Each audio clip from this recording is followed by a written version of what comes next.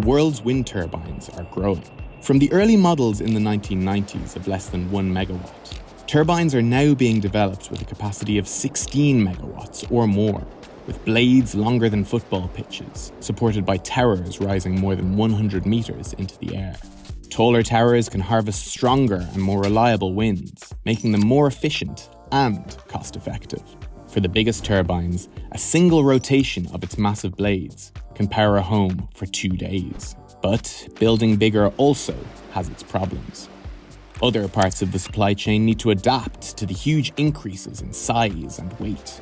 A report from consultants Wood Mackenzie this year said that about half of the world's installation vessels are set to retire because they are not designed to cope with the newer turbine models, with about $13 billion of investment needed for replacements. Another concern is the massive turbine's environmental footprint. Turbines are usually constructed from steel, the blades from epoxy or fiberglass reinforced polyester. Those steel towers are energy intensive to produce, while decommissioned blades will often end up in landfill. But one option emerging, which may temper that environmental impact, are wooden turbines. Swedish startup Modvion has built a 30-metre tower in Sweden using sections of laminated wood, and work is currently underway on a 105-metre tall turbine. The aim is to ultimately build towers of up to 150 metres. Modvion claims the wood is stronger per weight than steel and more cost-effective.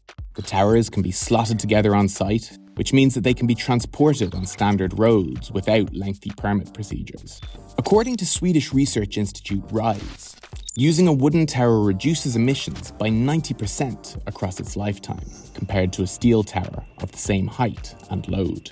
Meanwhile, German startup Wooden Blade Technology is building its first wooden blades. These are 20 meters long, but work is also underway on an 80-meter long blade.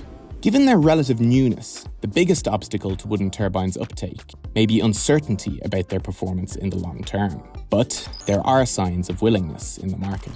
For example, UK-based company Renewable Energy Systems has signed a letter of intent to use around 20 of Modvion's wooden towers a year from 2026 to 2036. And with the wind turbine market expected to grow significantly this decade, if there are shortages in materials such as steel, wooden turbines could at least play the role of complementing traditional turbine construction.